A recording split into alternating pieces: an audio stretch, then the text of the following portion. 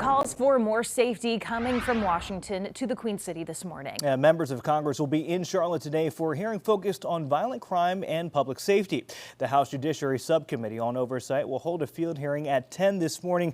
It'll be inside the federal building in Uptown. The panel will look at how courts handle repeat offenders, the issue of pretrial release, and the impact that has on public safety.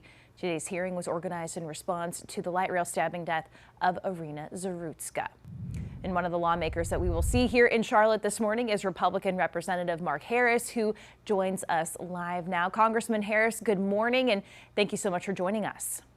Well, good morning. Thank you so much for having me this morning. All right, so the big question here, what are we hoping to achieve with this hearing that's going on this morning? Well, I think what you're really going to see happen is bringing to full fruition the fact that what happened to Irina Zarutska right here in Charlotte is really a microcosm of a national epidemic that we are seeing with crime in our major cities across the country. And I think that what we hope to do is bring it to light this morning. And you're going to hear testimonies, I believe, of witnesses that have lived through some harrowing experiences and truly want to see something change. We've got some policies that need to be changed. And really what I think our subcommittee is wanting to do in this hearing is really begin to recognize what are some things that need to happen that can bring about safety and confidence to people living in Charlotte and really cities around our country to be able to live safely. And Congressman Harris, we'd love to ask you about some of those policies that you'd like to see changed to make people safer here. But we also want to play this soundbite that we got from Congresswoman Ross talking about today's hearing and her thoughts on the matter. She'll be here today. Let's go ahead and play that sound if we have it. The folks who are coming to Charlotte are coming as a mere distraction from the work that they're not doing in Washington, D.C. We are on the verge of a government shutdown that will further keep money from law enforcement and keep money from our mental health systems, both of which can go to prevent the kind of horrible crime we saw on the Charlotte transit system. But instead of going to Washington and doing their jobs and trying to hammer something out in a bipartisan way for the American people, we are going to see a parade of Republican members of Congress in Charlotte trying to distract people from what really needs to happen. We all want to prevent violent crime. So, Congressman, I want to ask you about the comments you just heard there from Congresswoman Ross.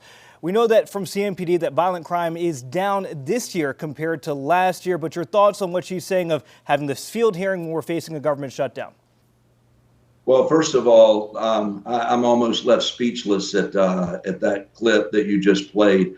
The fact that we're here is to really highlight what is happening. In no way, shape, or form are we distracting from the reality that we're about to be on the verge of a shutdown. But let me be clear, and let's make sure that all of your viewers understand the facts. The U.S. House of Representatives has passed a clean CR that is keeping the government open. It has been sent over to the Senate, and Chuck Schumer and the Democrats are standing in the way of passing that clean CR, and they will be the ones that will own this government shutdown when it happens, if it happens tomorrow night. So I want to be very clear. We've done our job. We're here in the district doing the work of the people. Having a field hearing is something that oftentimes the Judiciary Committee will do, and going to a community that has faced something like what we faced here, and having an opportunity to hear on the ground from folks locally.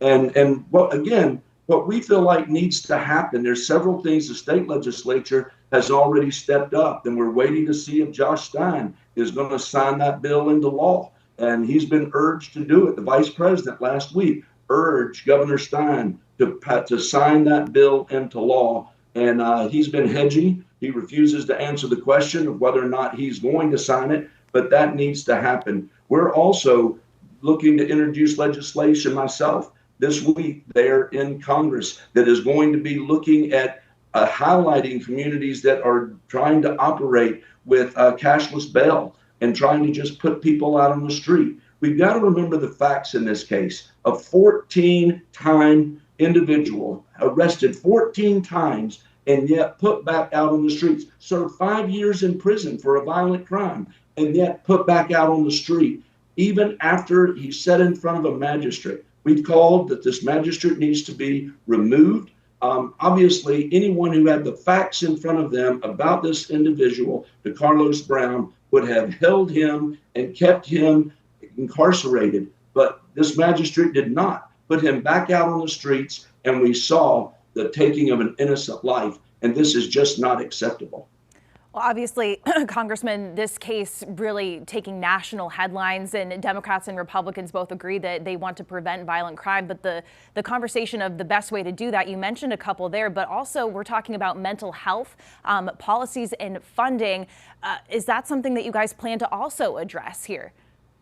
Oh, I think the question of mental health needs to be addressed. I don't disagree with that at all. In fact, I think we need to figure out ways that we're going to keep people that have mental health issues incarcerated.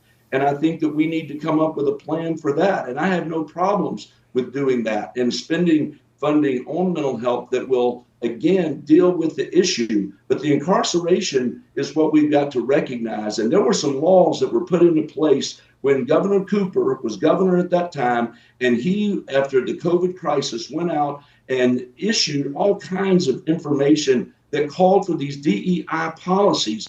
And really, it was even something called reimagined policing. And the Charlotte City Council went along with it. And these kind of policies of soft on crime is what have led us to where we are today. And I'm sorry, they're trying to distract by talking about something that is just not factual at the moment. And we need to deal with the facts and the realities of what's happening here in Charlotte. Congressman, I have a two-part question for you. One, you mentioned the DEI policies under Governor Cooper. I'm curious what that exactly has to do in terms of cashless bail and what we've seen in terms of mental health. But also, I do want to ask, we have had the idea floated to bring the National Guard here to Charlotte. It's something that the Vice President said during his visit to Concord, said if the mayor and the governor asked that the federal government would be willing to send the National Guard here. What are your thoughts on that? Well, first of all, there was the governor, to answer your first part question, established a task force on racial equity in criminal justice. And all of those kind of things began to lead to these DEI policies that no longer looked at if a person commits a crime, you put them in jail. If a person is guilty, you hold them in jail. And all of these task force and things that came along with these DEI policies led to where we are today with this innocent victim. And I think that we have to deal with that reality. Now, again, what was the second part of your question? The second part of the question was in terms of a National Guard presence here in Charlotte. It's something the Vice President said that if the governor and the mayor asked for the National Guard to be sent here, that the federal government would be willing to send them. Do you think that's something that Charlotte should look at, the mayor and the governor should ask for, given the high crime statistics that you all say is happening? I do think it's something that they really ought to consider. I mean, listen, we've seen the facts in Washington, D.C. We saw a mayor that was very hesitant, didn't really want to get into it, but yet a couple of weeks into the process, when we saw thousands of arrests, where we saw hundreds of illegal guns seized, where we actually saw missing children rescued, all those kind of things that happen in Washington, D.C. can happen in some of our major cities across the country that are dealing with this crime issue. And when she looked at it objectively in her own press conference, Mayor Bowser actually pointed out, when you look at the objective facts of the numbers after the National Guard came in and offered their support, that there was dramatic change in Washington. I've been in Washington, I've walked down the streets, I've seen what's happening, and it feels very safe. People are eating out on sidewalks again, enjoying the atmosphere. And I just think that these mayors and governors need to stop and consider, if they need help, don't be ashamed to ask. And the president is stepping forward and saying, we will get you the help to bring these situations under control. Well, clearly a lot to talk about in this field hearing that is going on again at 10 o'clock this morning right here in Charlotte. Representative Harris, thank you so much for your time this morning. Thank you so much for having me. Have a great day. Queen City News Plus. Just search Queen City News on your smart TV's app store.